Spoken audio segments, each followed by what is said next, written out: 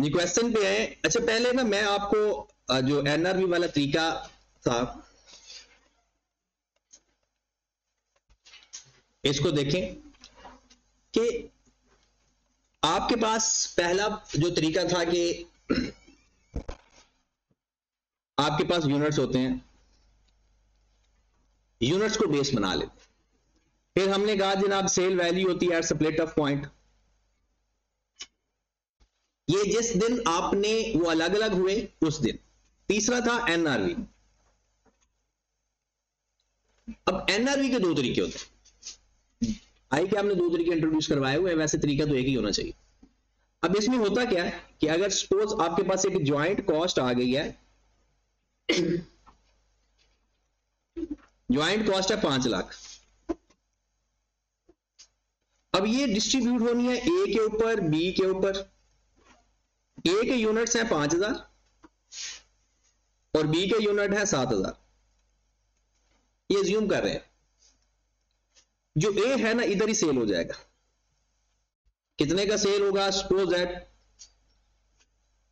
800 per unit, और उसके ऊपर सेलिंग एक्सपेंस भी आ जाएंगे, जिसकी सेलिंग प्राइस है, एंड सेलिंग कॉस्ट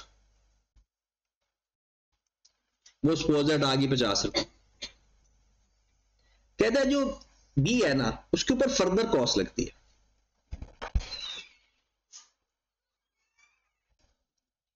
और फर्दर कॉस्ट जो बी है ये जिस फॉर्म में बनता है वो बनता है B1। किस फॉर्म में बनता है? B1। और B1 बनाता है ये 6000 यूनिट, ठीक है। और 1000 क्लोजिंग वर्क इन प्रोसेस है, जो व्हाट एवर जो भी उसने कह दी। और जब फर्दर प्रोसेसिंग कॉस्ट लगी वो उसके ऊपर लग गया जी मटेरियल, लेबर, ओवरहेड। हम कुछ कॉस्ट लिख लेते हैं, सपोज 50,000, 70,000, सिर्फ यही लिख लेते हैं। अब जब हमें एनआरवी चाहिए, अब एनआरवी दो तरह से होती है, और इसमें सेलिंग एक्सपेंस भी हम लिख लेते हैं कि 100 रुपए इसके सेलिंग एक्सपेंस भी है, सेलिंग कॉस्ट। ये फर्दर कॉस्ट है और ये सेलिंग कॉस्ट है। अब हमने ये देखना है कि अगर एनआरवी बेस है तो ये जो बी की एनआरवी है वो 7000 की एनआरवी फाइंड करनी है या 6000 की करनी है। अब एक क्वेश्चन के अंदर आई कैप ने क्या किया हुआ है कि 6000 की एनआरवी फाइंड करके और इसकी टोटल एनआरवी फाइंड करके ज्वाइंट कॉस्ट को एलोकेट किया। ये जो रिसेंट क्वेश्चन है, मतलब बॉटम 23 का शायद, उसके अंदर उसने ऐसा किया हुआ। लेकिन ज्यादातर क्वेश्चन में ऐसा नहीं होता। वो इस तरह से करता है, वो कहता है कि भाई मेरे पास जो इसकी सेलिंग प्राइस है ना 7000 यूनिट की, सपोज दैट 1000 रुपए, 7000 यूनिट को कितने का बेचेंगे? मतलब वो किस फॉर्म में बिकेगा? B1 फॉर्म में। अब B1 को बनाने के लिए 50,000 और 70,000 और कॉस्ट भी आ रही है टोटल। अब वो क्या करता है, वो कहता है कि जनाब ये मेरी एनआरवी फाइंड करने का तो ये तरीका होगा कि 1000 सेलिंग प्राइस है, माइनस कर दूंगा मैं 50 रुपए, और माइनस कर दूंगा फर्दर कॉस्ट।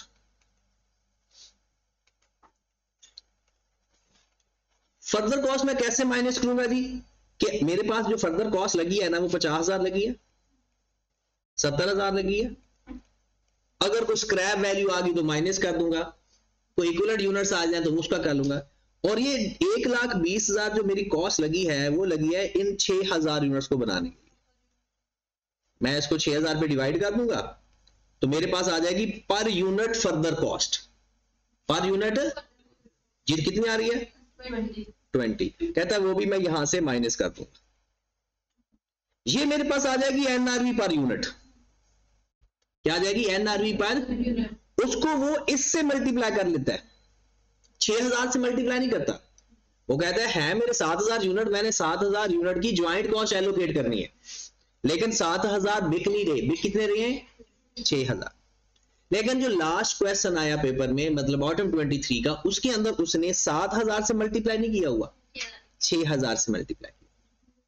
मतलब ये फर्क है, ज्यादातर क्वेश्चंस के अंदर उसने 6000 से नहीं 7000 से मल्टीप्लाई किया। लेकिन जो लास्ट क्वेश्चन आया हुआ है उसने जो फर्दर प्रोसेस के बाद प्रोडक्ट बन रही है ना उससे मल्टीप्लाई किया, वो उससे उसको लिया हुआ। तो ये एक फर्क था, बाकी सारे सवाल एक जैसे। ठीक है, अब मैं आपको, आप ये नहीं कि आपने इस पे लेना या दोनों पे, जिस पे मर्जी ले लो। जब आप ज्वाइंट कॉस्ट एलोकेट करते हो ना, टोटल पे कभी फर्क नहीं पड़ेगा, प्रोसेस अकाउंट पे कभी फर्क नहीं पड़ेगा। फर्क अगर पड़ना है तो किस पे पड़ेगा, वो जो ज्वाइंट कॉस्ट एलोकेट होगी ना, उनकी वैल्यू थोड़ी ऊपर नीचे हो जाएगी। मतलब ये आपने 5 लाख एलोकेट करना है ना, हो सकता है एक के ऊपर 3 लाख आ जाए, एक के ऊपर 2 लाख आ जाए। ऐसा फार्मूला चेंज करने से वो 2 और 3 लाख थोड़ा चेंज हो जाएगा। यानी हो सकता है 2 लाख वाले को थोड़ी ज्यादा कॉस्ट आ जाएगी, 3 लाख वाले को थोड़ी कम कॉस्ट आ, यानी ये टेक्निक चेंज करने से बस इतना ही होता है। ठीक है, तो हम जब ये क्वेश्चन अब करने लगे हैं तो हमने इस तरह से ही काम करना है। मैं दोनों फार्मूला आपको बताऊंगा और फिर जो आई कैप का सजेस्टेड आंसर है, क्योंकि आप ना ये कॉस्ट अकाउंटिंग में ना हर जगह पर हर बंदे का तरीका चेंज होता है, तो आपने मेन फोकस करना होता है तरीकाकार के ऊपर कि वो हम फाइंड कर पा रहे हैं जो चीज वो पूछ रहा है, बस। चले जी, तो आए जरा क्वेश्चंस पे आए। लिखा हुआ है कि जनाब Hercules chemical company limited is engaged in the production of chemical using 2 process. Chemical T question तो हमने कल पढ़ लिया था। Along with the product 651, however, there is a wastage of 10% of process 1 due to evaporation loss identified at the end of the process. इसका मतलब है ये क्या चीज होगी, इंस्पेक्शन स्टेज 100% होगी। Chemical M undergo further processing in process 2 where it is combined with the chemical V to produce the chemical P. 15% of the input waste, यहां पर भी 15% प्रोसेस 2 में वेस्टेज आ रही, identified at the end of the process which needs to be disposed of at the rate of 50 rupees per litre. फिर वो कहता है आपके पास 2 प्रोसेस हैं, प्रोसेस 1 की वैल्यू और वो सारा कुछ कॉस्ट दे देता है। उसके बाद एडिशनल इंफॉर्मेशन में लिखता है कि joint cost are allocated on the basis of NRV और NRV of the by product is credited to process 1 account. Factory overhead 180% है और देयर इज नो ओपनिंग या क्लोजिंग वर्क इन प्रोसेस। ये जो आपने एक सवाल पूछा कि भाई हम इसको प्रोसेस अकाउंट की तरह ही क्यों नहीं हल कर लेते, बिल्कुल प्रोसेस अकाउंट की तरह ही हल करते हैं। जब ओपनिंग और क्लोजिंग वर्क इन प्रोसेस ना गिवन हो ना, तो फिर जब इक्विवेलेंट प्रोडक्शन यूनिट्स बनाने होते हैं ना, तो फिर मटेरियल लेबर को अलग अलग करने की जरूरत नहीं है, क्योंकि वो अलग क्यों करते हैं, उनकी परसेंटेज चेंज होती है, इसलिए हम मटेरियल और उसके इक्विवेलेंट यूनिट्स फाइंड करते हैं, अब अलग करने की जरूरत नहीं। फिर उसके बाद वो कहता है there was no opening inventory, however 500 litre of L and 400 litre of P remain unsold. ये तो फिनिश्ड गुड्स हैं, याद रखिए फिनिश्ड गुड्स का ताल्लुक किसके साथ होता है, कॉस्ट ऑफ सेल के साथ। जब आप इनकम स्टेटमेंट बना रहे हो, इस क्वेश्चन के अंदर प्रोसेस अकाउंट बनाना है तो इसका कोई रोल नहीं, इसका रोल होता अगर प्रोडक्शन फाइंड करनी हो। फिर वो कहता है ये सेल है एल केमिकल की, एन की और पी की। क्लियर होगी बात। अब हमारे पास आ जाता है जी वर्क प्रोसेस 1 और प्रोसेस 2 बनाना।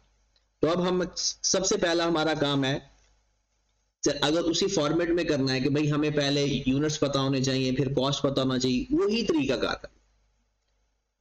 प्रोसेस अकाउंट बनाने के लिए सबसे पहले हम बनाते हैं जी statement of quantity schedule. Quantity schedule तो साथ ही बन जाता है।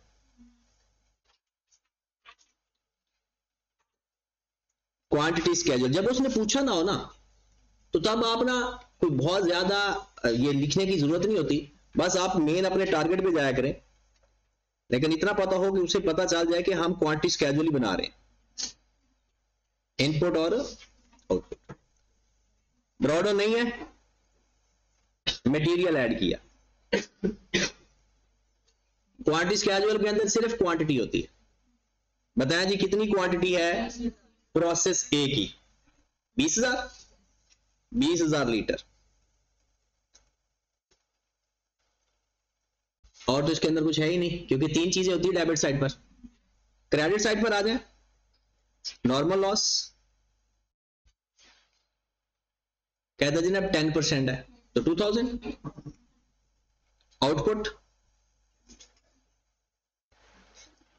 आउटपुट है जनाब ये एल एम और एन, एल एम एन 8700 7250 और 1450। चलें जी, अगर ये 20,000 बन जाता है तो ठीक है, अगर आउटपुट ज्यादा बन रही है तो अब नॉर्मल गेन, कम बन रही है तो अब नॉर्मल लॉस। गेन आ रहा लॉस, अब नॉर्मल लॉस।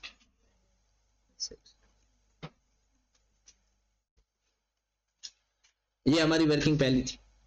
अब हमें ये पता चल गया कि हमने एलोकेशन किस किस के ऊपर करनी, ठीक होगी बात। नेक्स्ट आ जाए जी, उसके बाद कौन सा स्टेप होता है, स्टेटमेंट ऑफ इक्विवेलेंट यूनिट्स। अब जब यहां पर इक्विवेलेंट यूनिट्स आपने बनाना है, यहां पर डायरेक्ट स्टेटमेंट लिखने की अब जरूरत नहीं है, इक्विवेलेंट यूनिट्स या इक्विवेलेंट प्रोडक्शन, इसमें आप डायरेक्ट लिखोगे, अलग अलग करने की जरूरत, क्योंकि कोई परसेंटेज है ही नहीं, तो 100% है सारा कुछ जी। आपके पास यूनिट्स हैं ये, सबसे पहले कंप्लीटेड यूनिट्स कौन कौन से हैं, 8700,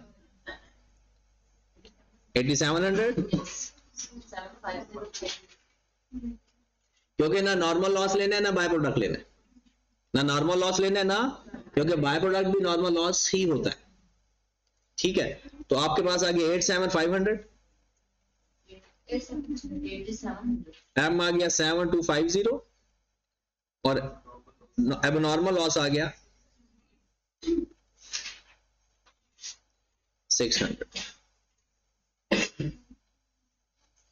कितने आ गए टोटल यूनिट्स, 1655। अब आप कहें जी हमने मटेरियल और कन्वर्जन अलग अलग क्यों नहीं किया, क्योंकि opening closing work in process नहीं है और ना ही कोई परसेंटेज की कंप्लीशन बताई हुई है, इसका मतलब है 100% कंप्लीट है सारे। वही चीज है, कल मैं क्या कर रहा था, आधा इधर कर रहा था, साथ ही कर रहा था, ताकि ऊपर नीचे हमें स्क्रीन न करनी पड़े। मुझे क्या पता, मेरे तो सारे मुजाहिद लकीर के फकीर है। हाँ जी, उसके बाद क्या है, कॉस्ट फाइंड करते हैं।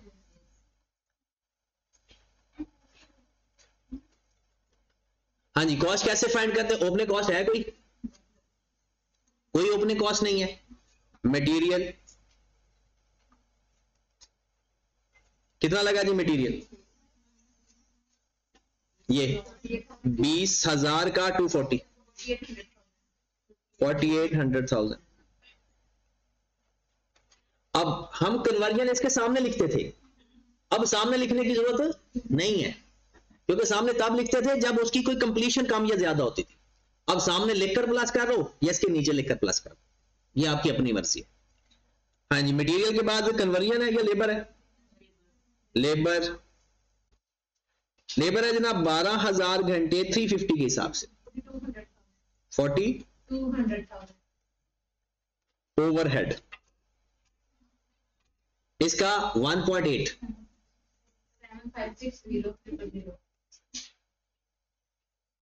उसके बाद हमने देखना होता है इसमें से अगर स्क्रैप वैल्यू है तो माइनस, डिस्पोजल कॉस्ट है तो ऐड, और बाय प्रोडक्ट की जो वैल्यू होगी वो माइनस।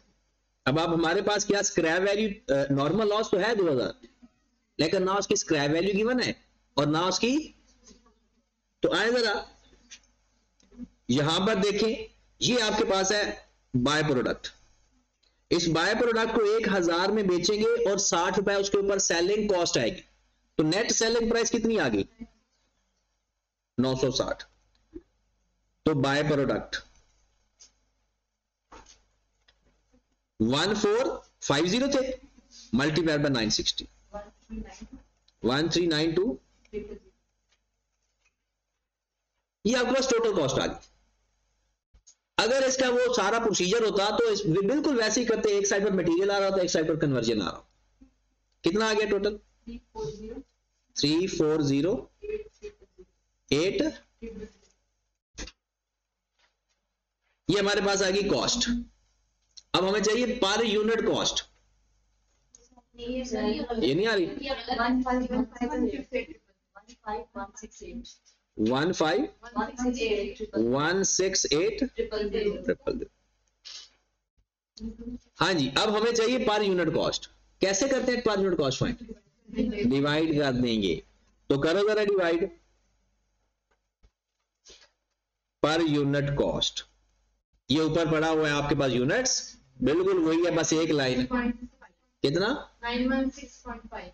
916.5 ये हमारे पास पर यूनिट कॉस्ट आ 916.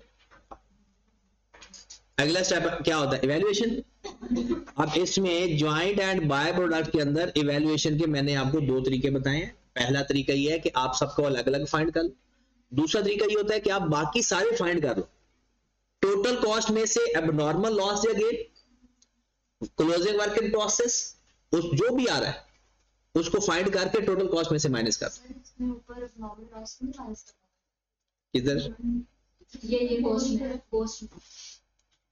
कॉस्ट में से नहीं, आप नॉर्मल की स्क्रैप वैल्यू करते हो तो अब नॉर्मल की कॉस्ट नहीं यूनिट्स में, और ये कॉस्ट आ गई. अब नॉर्मल लॉस की तो कॉस्ट आती नहीं है कॉस्ट के अंदर. नॉर्मल लॉस की स्क्रैप वैल्यू या डिस्पोजल कॉस्ट आती है. चलें जी, सबसे पहले आप आते हैं इवैल्यूएशन. हाँ जी, इवैल्यूएशन में क्या करते थे? फिनिश्ड गुड्स की कॉस्ट, कंप्लीटेड की, एबनॉर्मल गेन लॉस की और क्लोजिंग की. अब क्या करना है? अगर यूनिट है तो फिर वैसे करते जाओ. अगर आपकी बेसिस यूनिट्स पे है कि आपने ज्वाइंट कॉस्ट यूनिट पर बेस करनी नहीं, तो आपने सबसे पहले करना है एबनॉर्मल गेन या लॉस.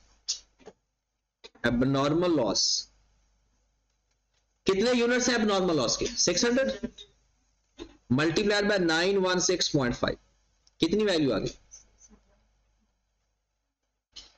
549900. 549900. अगली बात, क्या क्लोजिंग वर्क इन प्रोसेस है? कुछ नहीं है, ज्वाइंट कॉस्ट बच गई आपके पास.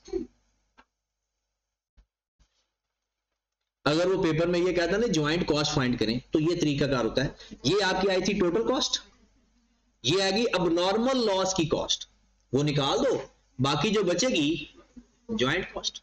मतलब ये जो क्रेडिट साइड है ना हमारी, उस क्रेडिट साइड में जो जो कॉस्ट आ चुकी है वो निकाल देंगे, बाकी जो बचेगी वो बचेगी ज्वाइंट कॉस्ट.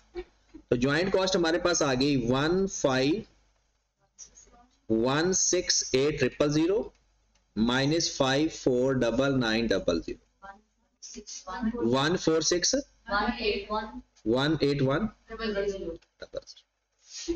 ये हमारी ज्वाइंट कॉस्ट आ गई. अब इसको हमने एलोकेट करना होता है on the basis of NRV, on the basis of units, on the basis of sale value at split of point. इस कॉस्ट का सारा मामला आ गया. अब ये जिसके लिए मेन ये हमारा ये लेक्चर है वो है एनआरवी किस तरह से देखें. दोनों तरीके बताऊंगा, आप उसमें से जो आई कैप वाला तरीका ले लो, आपकी मर्जी. अपना ये नहीं, जो एक फिक्स रखना है वो आपकी मर्जी. एनआरवी के लिए हमेशा यहां पर आपने लिखने होते हैं प्रोडक्ट, जो आपकी ज्वाइंट प्रोडक्ट.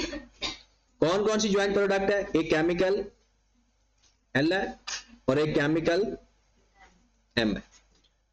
यहां पर उसको यूनिट्स लिखते हैं और यहां पर उसकी एनआरवी पर यूनिट लिखते हैं, जो एक नॉर्मल तरीका है जो हम सारे क्वेश्चंस में करें.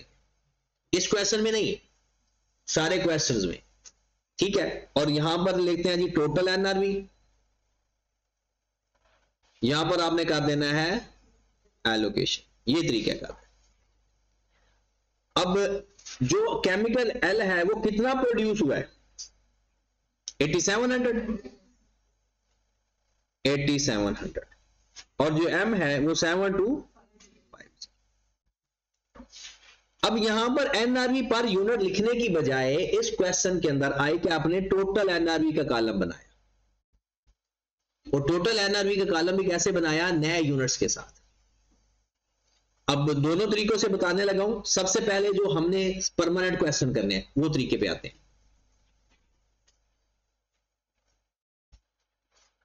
ये जो आपके पास केमिकल एल है 5000 का बिकेगा, 500 रुपया 1 लीटर पे आएगा और 4% कमीशन भी आएगा. तो एनआरवी पर यूनिट कितनी होगी? 5000 में से माइनस कर दो 500 और माइनस कर दो, कितना आ गया? 4300. अब आ जाए इसमें, मेन टारगेट ये है इसका एनआरवी पर यूनिट फाइंड करना, एनआरवी पर यूनिट। आए जरा अलग से वर्किंग करवा देता हूं। NRV per unit of M, paper में आपने भी ऐसे ही कर लेना। सबसे पहले उसकी सेल वैल्यू, कितनी सेल वैल्यू है? 7000। कितनी सेल वैल्यू है? 7000 लेस उसके अपनी सेलिंग कॉस्ट 600 है एक और 5% एक, 601 और 5%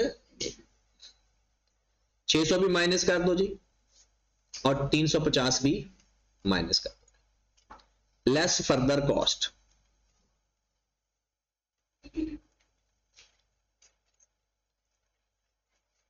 ये तरीका आपने बड़े ध्यान से और जाके सीखना, क्योंकि सारे सवाल इसी बेस के ऊपर है। अगर हम ये कर लेंगे तो मेरे ख्याल में ये इस टॉपिक में और कुछ नहीं बचता। बाकी वो ग्रॉस प्रॉफिट है, sale minus cost of sale, बाकी वही है। हाँ जी, फर्दर कॉस्ट देखते हैं कि कितनी आती है। आ जाए, एक फर्दर कॉस्ट है 1750 की, 1750। एक है जनाब 1350 की वेस्टेज की, एक है 2000 घंटों की कॉस्ट। ये सारी फर्दर कॉस्ट है ना। तो फर्दर कॉस्ट का मतलब ये है वो सारी कॉस्ट जो नॉर्मल प्रोसेस कोड में आ रही है, लेकिन है अगले डिपार्टमेंट की सारी कॉस्ट। अब फर्दर कॉस्ट में एक लगा मटेरियल, कितना मटेरियल लगा? 1500 1750 मल्टीप्लाई बाय 180, कितना आ गया? 315,000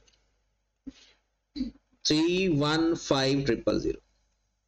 ओके, उसके बाद लेबर, लेबर की कॉस्ट कितनी लगी? 2000 को 300 से मल्टीप्लाई कर दो, 6 लाख। फैक्ट्री ओवरहेड कितने लगे जी? इसका 180% ले लो, 6 लाख मल्टीप्लाई 1.000। अगर स्क्रैप वैल्यू नॉर्मल लॉस किया है तो माइनस, और अगर डिस्पोजल कॉस्ट है तो ऐड। डन। कहते हैं कि जनाब आपके पास जो नॉर्मल लॉस है ना वो है इनपुट का 15%। नॉर्मल लॉस कितना है जी? इनपुट का 15%। यहां पर देखें, इनपुट का 15%। ओके, अब आए जरा, नॉर्मल लॉस हमारे पास आ गया, इनपुट कितनी है? 1750 एक है और 7250। इनपुट ये होता है ना, पिछले प्रोसेस से जो मटेरियल आया, पिछले प्रोसेस से मटेरियल कहां से पता चला? ये देखें, एम ही आगे फर्दर हुआ है ना, और मजीद इसमें 1750 और मटेरियल ऐड हुआ, तो इनपुट कितना हो गया? 9000। 9000 का ले लें 15%, 13, और ये गिवन भी है। डिस्पोजल कॉस्ट 1350 मल्टीप्लाई बाय 50, कितना आ जाएगा? 675। तो ये जो 67500 है, ये स्क्रैप वैल्यू या डिस्पोजल कॉस्ट है? अगर डिस्पोजल कॉस्ट है तो इसमें प्लस। ओके, यहां तक। अब बिल्कुल ऐसे ही, अब कितना आ गया टोटल?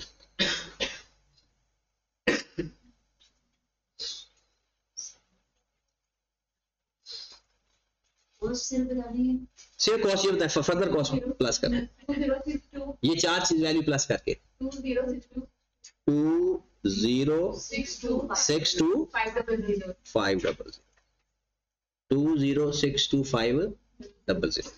अब ध्यान से यहां पर एक बात सुननी है, लिखना छोड़ दो। यहां पर हमने ये जो ऊपर 7000 है, 600 है, 350 है, ये तो पर यूनिट है, और ये जो 2062500 है ये तो टोटल है। सारी कहानी यहां पर खत्म होने लगी है। इसको किन यूनिट्स पे डिवाइड करना है? किन यूनिट्स पे डिवाइड करना है? ये डिवाइड करना सब में एक जैसा है, हर मेथड में एक जैसा है। जो आपने जैसे इक्विवेलेंट यूनिट्स नहीं बनाते, प्रोसेस 2 का इक्विवेलेंट यूनिट्स बनाते हैं, उस स्टेटमेंट ऑफ इक्विवेलेंट यूनिट्स है, बिल्कुल वैसे बनाना है। कि वो किस तरह से बनेगा कि आपने जो यूनिट बनाए हैं, आउटपुट कंप्लीटेड कितने हैं? 7650, बिल्कुल वो क्वांटिटी स्केड्यूल वाले। अब नॉर्मल लॉस कितना है?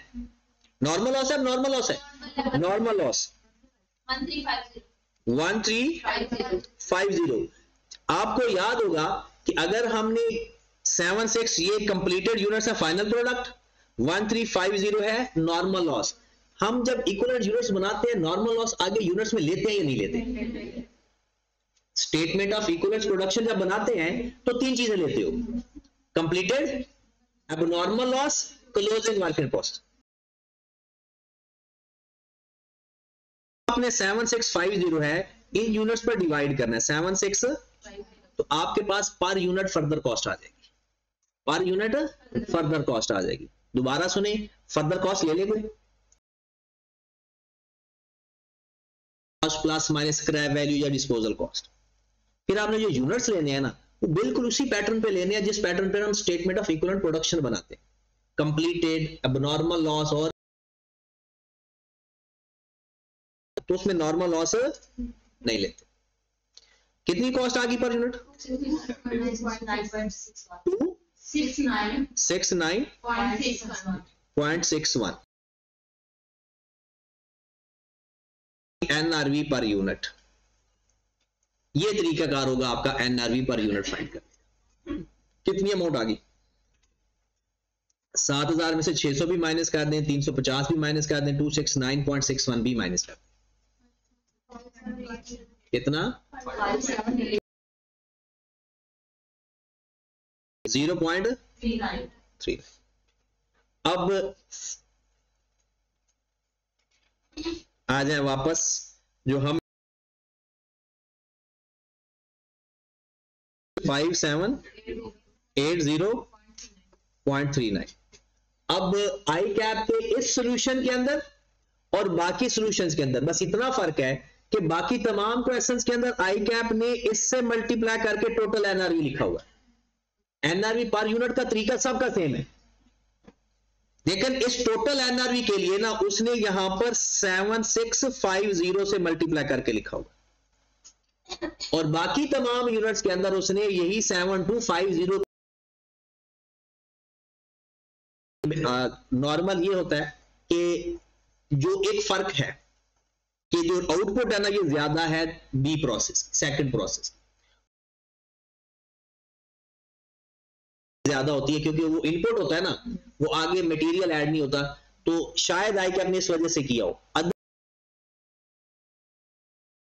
प्रोसीजर सेम है, सिर्फ एक ये छोटा सा फर्क है, वो मैंने बताया इसलिए क्योंकि आप कहोगे जी सर आपने यहां पर तो प्रोसेस 2 के यूनिट्स ले लिए हैं, बाकियों में प्रोसेस 1 के क्यों ले रहे हैं? तो प्रोसेस 1 के ही ले रहे, कोई परेशानी नहीं, ताकि आपको यानी आपका ये क्वेश्चन आई कैप के सॉल्यूशन से मैच नहीं करेगा एग्जैक्ट, बट आपका प्रोसेस कोड भी मैच करेगा, बाकी सारी चीजें मैच करेंगी। तो करें जरा इसको मल्टीप्लाई, 8700 को 4300 से, 37410 000। अब इन दोनों को आपस में मल्टीप्लाई कर दो, 4190782 टोटल कर लो जी, 7931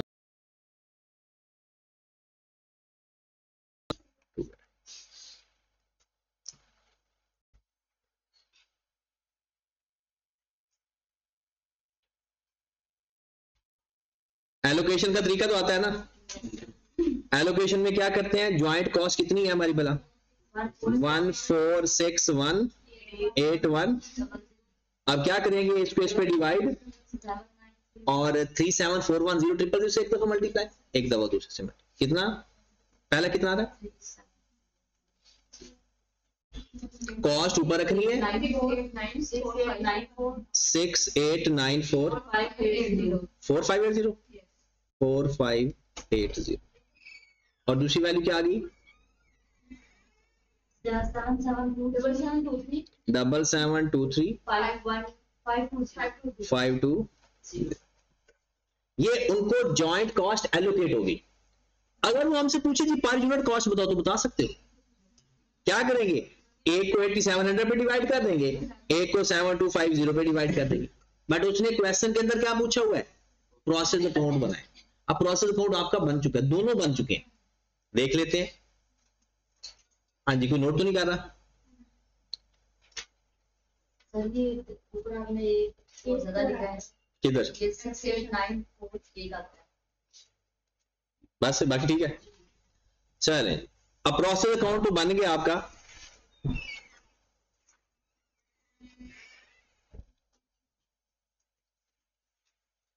यहां पर ब्रॉडडाउन लिखते हैं जो कि नहीं है। मटेरियल है 20,000 मटेरियल ऐड किया 4800,000,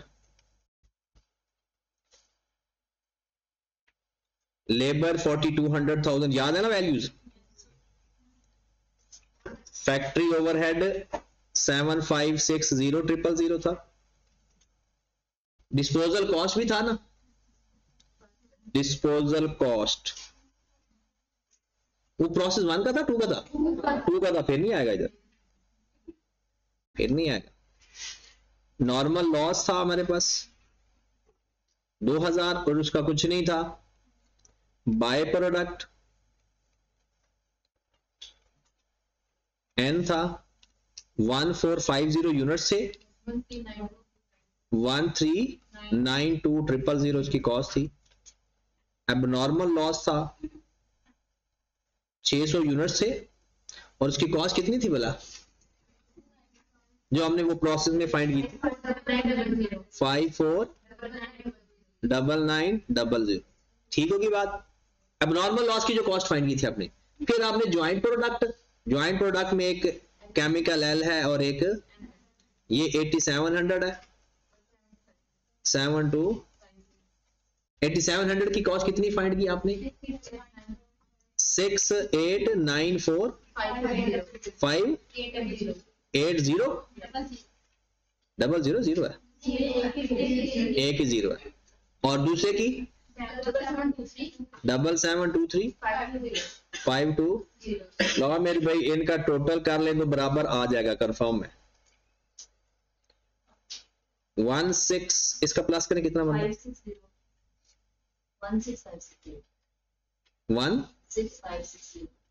16560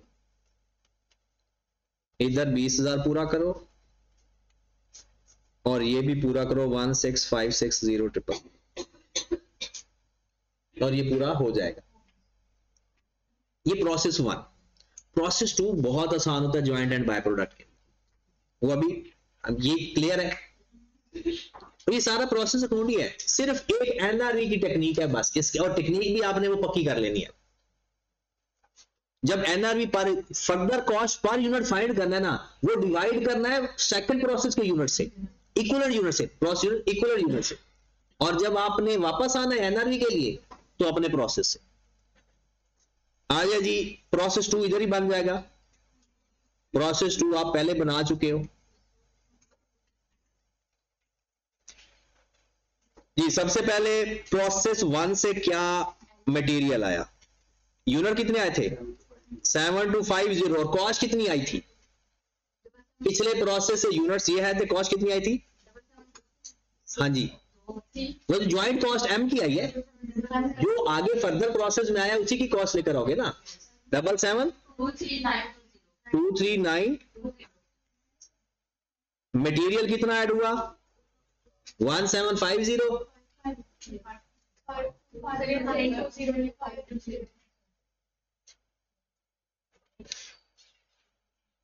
हाँ जी 1750। इसकी कॉस्ट कितनी आई थी, लेबर 6 लाख की ऐड की थी इधर, फैक्ट्री ओवरहेड 10, यहां पर डिस्पोजल कॉस्ट थी 67। तो वही प्रोसेस अकाउंट ही है, कोई नई चीज नहीं है। यहां पर नॉर्मल लॉस था इसका 1350, लेकिन उसकी स्क्रैप वैल्यू नहीं थी बल्कि डिस्पोजल कॉस्ट थी, हमने दूसरी साइड पर लिख दी थी। अब नॉर्मल लॉस तो नहीं था, बाकी कुछ भी नहीं था, तो बाकी था प्रोडक्ट पी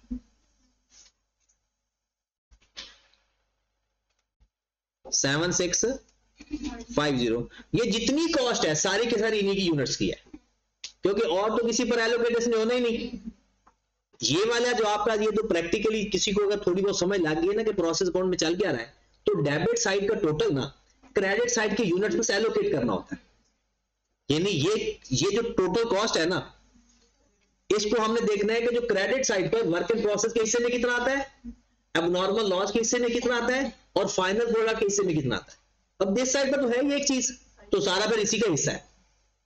अगर एबनॉर्मल लॉस होता तो उसकी अलग फाइंड कर लेते, वही इक्विवेलेंट यूनिट, सारा वही प्रोसीजर। तो कितनी कॉस्ट है टोटल इसका, इधर आ गया 9000, इधर भी आ गया 9000, और इसका टोटल करके बता 9786,020। अब ये वैल्यू आपकी आई कैप के सोल्यूशन से मैच नहीं करेगी, भला क्यों? वो जो एनआरवी का टोटल हमने चेंज लिया है ना, अगर आप एनआरवी का टोटल 7650 से मल्टीप्लाई करके ले लोगे तो आंसर भी वही आ जाएगा। ठीक है, तो ये हमारा ज्वाइंट एंड बाय प्रोडक्ट के अंदर ये सारा प्रोसीजर होता है, और हर सवाल के अंदर ऐसा है।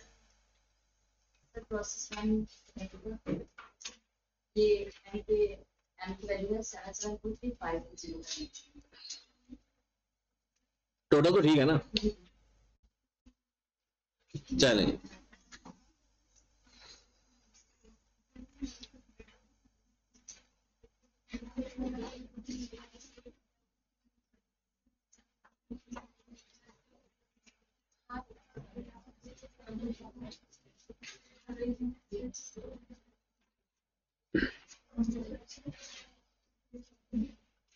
क्वेश्चन नंबर 2 पे आए जरा जल्दी से।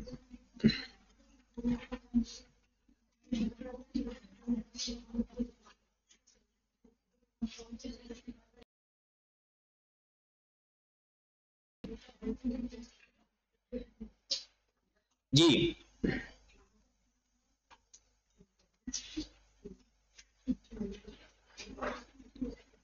क्वेश्चन में लिखा हुआ जनाब, ML blends and market specialised chemicals, इसकी वर्किंग मैं करवा देता हूं। और ये इसमें करना क्या है, क्वांटिटी स्केड्यूल बनाना है, equivalent production schedule of process ए, एक काम, कॉस्ट पर लीटर दूसरा, और फिर जर्नल एंट्री। जर्नल एंट्री तो आसानी से पास हो जाएगी। जर्नल एंट्रीज आपको वैसे फिंगर टेस्ट पे होनी चाहिए। नॉर्मल लॉस की क्या एंट्री होती है, नॉर्मल लॉस की स्क्रैप वैल्यू टू प्रोसेस, और अगर डिस्पोजल कॉस्ट हो तो उसकी process to disposal cost. Abnormal loss की एंट्री होती है एबनॉर्मल लॉस टू प्रोसेस, और एबनॉर्मल गेन की होती है प्रोसेस टू एबनॉर्मल गेन। फिर उससे अगली एंट्री होती है उसको रिवर्स करके स्क्रैप वैल्यू और एफटीपीआर। ये अक्सर आप देखोगे पेपर में यही एंट्री आई हुई है बस। अगर बाकी किसी चीज की एंट्री पास करनी है तो प्रोसेस अकाउंट की डेबिट साइड पर है तो process account debit, credit side पर है तो प्रोसेस अकाउंट क्रेडिट। सिर्फ ब्रॉड ऑन और कैरिड ऑन की एंट्री पास है, ओपनिंग वर्क इन प्रोसेस और क्लोजिंग वर्क इन प्रोसेस की एंट्री नहीं होती। अब इस क्वेश्चन के अंदर देखें, अब आपको सारे क्वेश्चन एक जैसे लगेंगे क्योंकि ज्वाइंट एंड बाय प्रोडक्ट के सारे क्वेश्चन एक जैसे होते हैं। यहां पर वो कहते हैं कि जनाब आपके पास दो प्रोडक्ट बन रही है, एक कॉमेट और एक G1, और एक बाय प्रोडक्ट बन रही है स्ट्रिंग। फिर वो कहता है कि G1 फर्दर प्रोसेस में जा रही है B के अंदर। डन। अब आ जाए ये कहानी, ये क्या लिखा हुआ है, अमाउंट 96000000 मटेरियल की कॉस्ट, और ये उसकी क्वांटिटी। कन्वर्जन कॉस्ट ये प्रोसेस ए की, ये process output comet 3500, G1 4000, string. और ये तो बहुत अच्छी बात हो गई कि जितना हम इनपुट कर रहे हैं और फर्दर प्रोसेस करके भी कोई लॉस वगैरह ना ही, कोई ओपनिंग वर्क इन प्रोसेस है ना कोई क्लोजिंग वर्क इन प्रोसेस। फिर उसके बाद ये जो प्रोसेस 1 का ओपनिंग भी है और है कि इस पे 60% और ये प्रोसेस 1 का है। प्रोसेस 1 का अगर हैगा तो ये प्रोसेस अकाउंट है। प्रोसेस 1 में अगर कोई मसला आ रहा है ना, वो प्रोसेस अकाउंट है।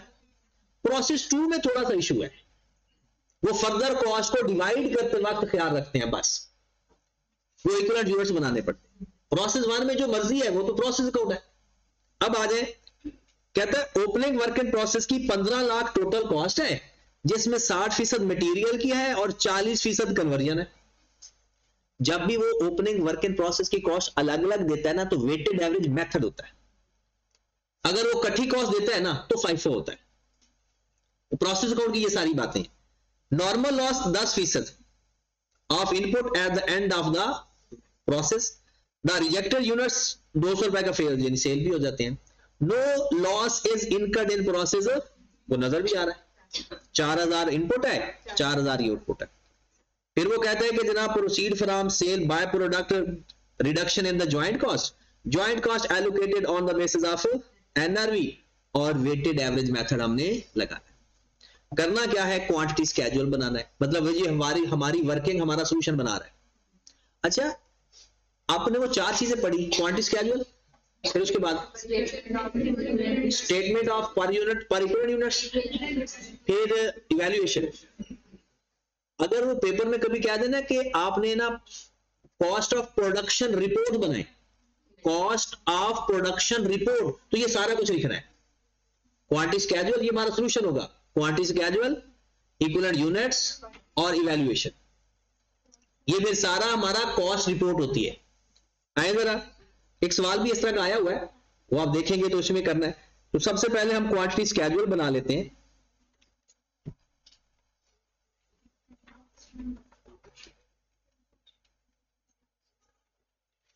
इनपुट आउटपुट, इनपुट कितना है 9000 लीटर, ओपनिंग भी है, ओपनिंग 800 है,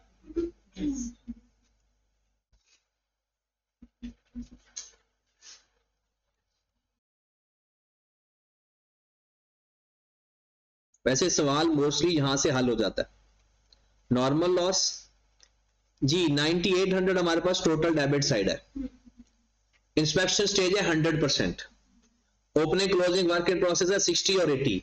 बताओ किसको माइनस करेंगे और किसको माइनस नहीं करेंगे। याद, ओपनिंग को माइनस नहीं करेंगे। क्यों भला? क्योंकि 100% इंस्पेक्शन है, वो तो क्रॉस हो ही नहीं सकता। और क्लोजिंग जब क्रॉस ना हो तो माइनस करते, तो 950 माइनस कर।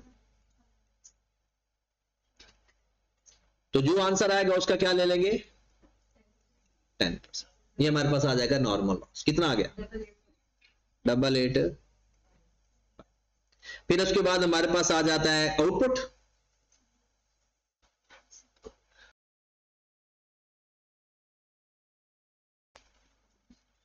कॉमेट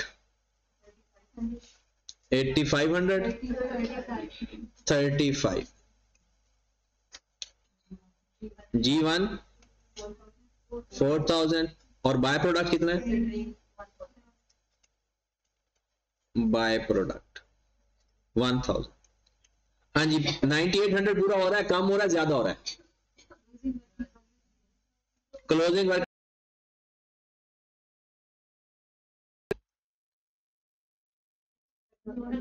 अब नॉर्मल गेन कितना 5। ओके, ये हमारा क्वांटिटी स्केड्यूल बन गया। वो उसकी पहली रिक्वायरमेंट भी पूरी हो गई। फिर उसके बाद वो कहता है जी स्टेटमेंट ऑफ इक्विवेलेंट यूनिट्स बना।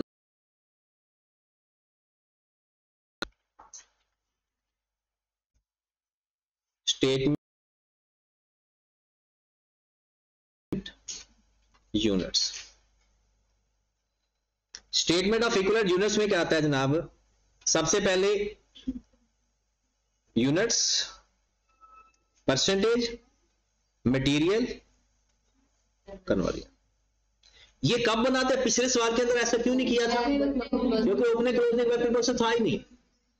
जब opening closing work in process given हो या इंस्पेक्शन स्टेज कोई कम परसेंटेज हो तब ऐसा बनाते हैं। कंप्लीटेड अलग अलग लेने, इकट्ठे लेने? कंप्लीटेड इकट्ठे लेंगे। हाँ जी, वेटेड एवरेज है ना, तो कौन कौन से कंप्लीटेड है, कौन कौन से यूनिट्स लेंगे बताएं? कॉमेट का और G1 का। क्योंकि जो बाय प्रोडक्ट है वो तो नॉर्मल लॉस है। तो कितने हैं? 3500 और ये अलग अलग नहीं लिए हुए।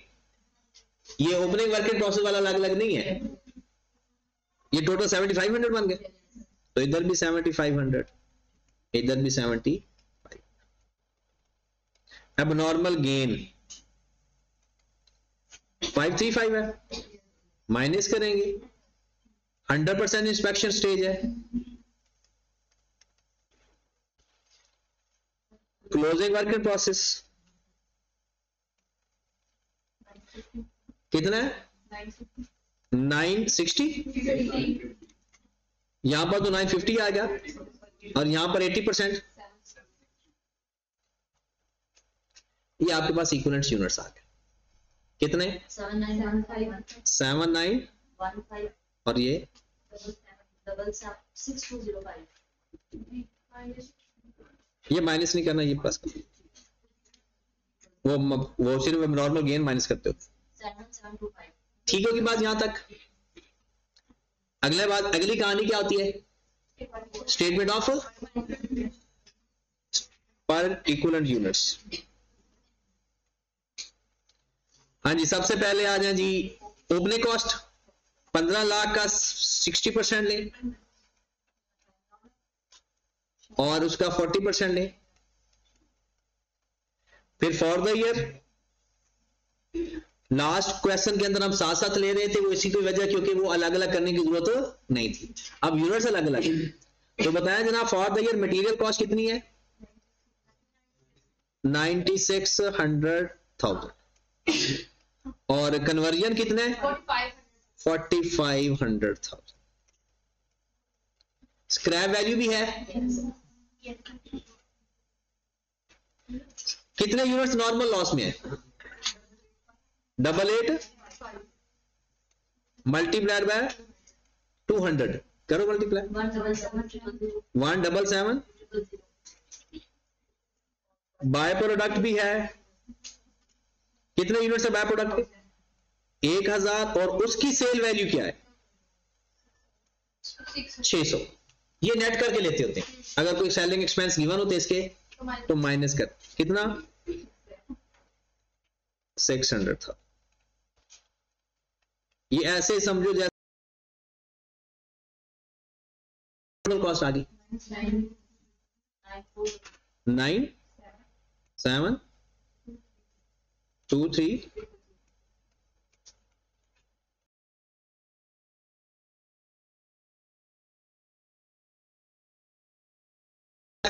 Per unit.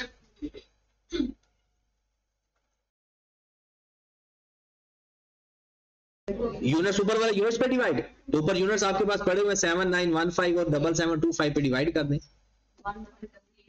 1228.4 कितना 660.19 को 2 कर दो। अब ये हमारे पास per unit statement of evaluation के बेस पर नहीं है, वो एनआरवी के ऊपर है। आप ऐसा करो क्लोजिंग की और एबनॉर्मल गेन की वैल्यू ले लो, उसको एडजस्ट कर दो, और इसमें सबसे बड़ा जो घपला होता है ना वो ये होता है कि एबनॉर्मल गेन को प्लस करना होता है, क्योंकि अगर वैसे हमने कॉस्ट अलग करनी होती है ना, एबनॉर्मल गेन डेबिट साइड पर आता है, वो कॉस्ट में ऐड होगा क्योंकि वो प्रोसेस काउंट किस साइड पर आता है डेबिट साइड पे। मैं लिख देता हूं, सबसे पहले आप कर लो ये एबनॉर्मल गेन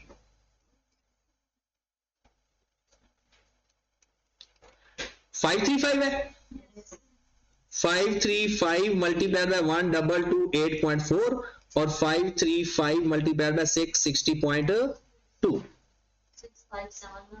657194 और फिर वो मल्टीप्लाई करें 660 से 353207 टोटल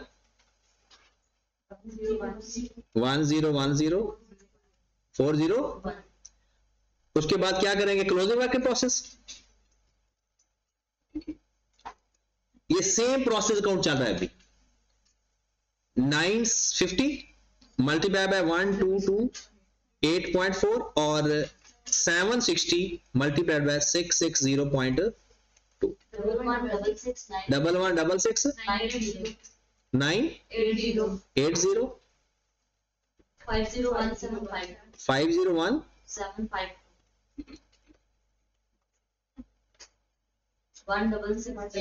166 8732। अब जरा 2 मिनट आपने जरा फोकस करना है कि यहाँ पर जो गलती कल करते हुए क्वेश्चन मुझसे भी हुई थी वो ये कि जो एबनॉर्मल गेन होता है ना वो प्रोसेस अकाउंट की डेबिट साइड पर होता है। तो टोटल कॉस्ट में प्लस होगा माइनस प्लस होगा क्योंकि वो डेबिट साइड पर है, और जो क्रेडिट वाली चीजें हैं वो माइनस होती हैं। अब क्रेडिट वाली चीजें 2 पहले ही माइनस कॉस्ट से कर चुके हो, नॉर्मल लॉस की स्क्रैप वैल्यू भी माइनस कर चुके हो और बाय प्रोडक्ट की वैल्यू भी माइनस कर चुके हो। अब बाकी क्लोजिंग वर्क इन प्रोसेस की रहेगी। ये आपके पास है टोटल कॉस्ट, यही है ना कॉस्ट जिसको डिवाइड किया है।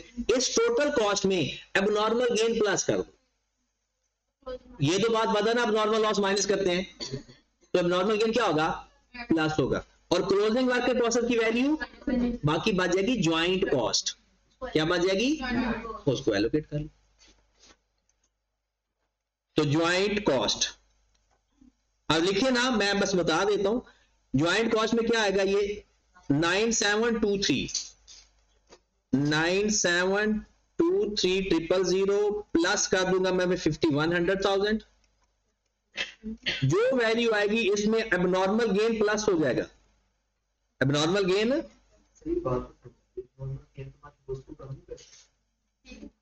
हाँ जी,